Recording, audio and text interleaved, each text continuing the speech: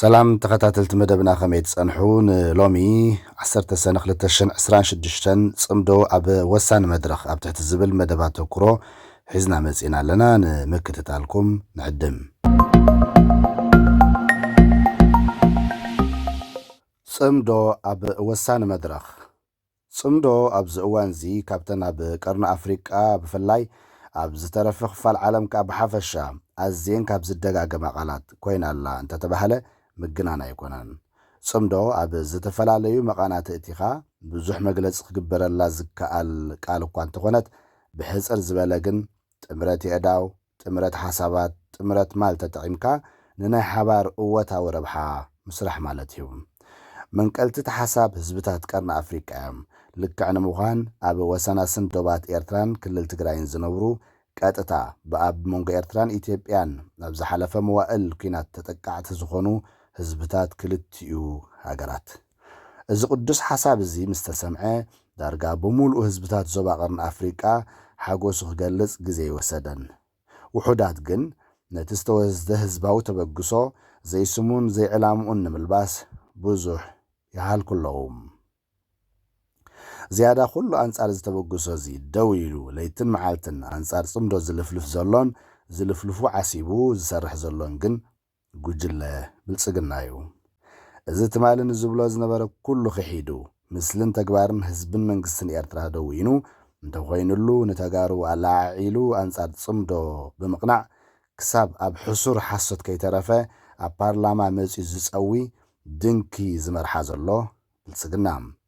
بلصقنا استوهب أجندا ختكبر استعصبه ناي دنكتات متأخخابيو كمتي حلاويت عرف انت قبر واس أرايت ابن قصرة زبالكا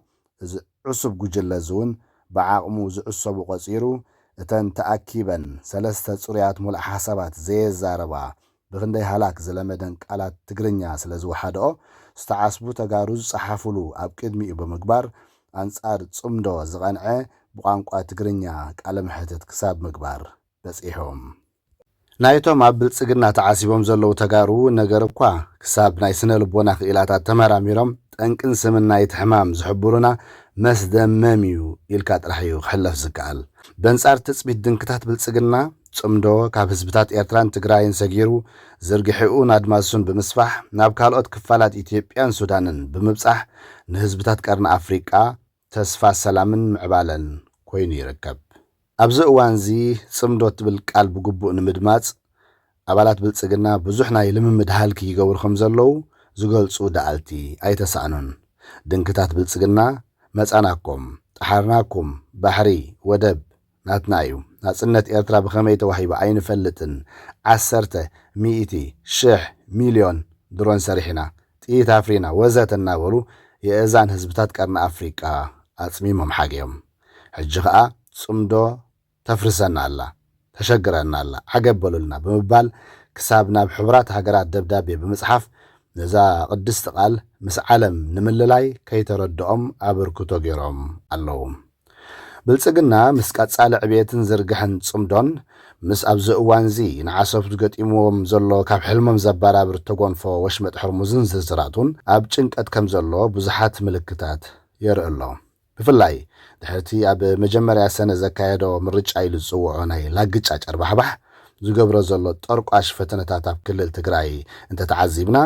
እቲ ጭንቀት ሰማይ ዓሪጉ ከም ዘሎ ዘመልክት እዩ ጽምዶ ግን ብኸምዚ ጠርቋሽ ፈተነታት ከይተረበሸ ጉዕዝኡ ብርግኣትን ትብዓትን ይቕጽል ኣሎ እዚ ሕላገት ጽምዶ ዝኾነ ርግኣትን ትብዓትን ከዓ ንሃተምተምን ሃቐነታትን ድንክታት ብልጽግና ማይ ነጺጉ ክህድእ ጥራይ ዘይኮነ ምናልባት ኣድላይ እንትኾይኑውን ነተን ዝንጸጋ ማይ ኣኻኺብካ ንብልጽግና ናብ ሩባ ኣባይ ሓዊስካ ክሳብ ኣስዋን ምፍናው ከም ዝከኣል ዘጠራጥር የለን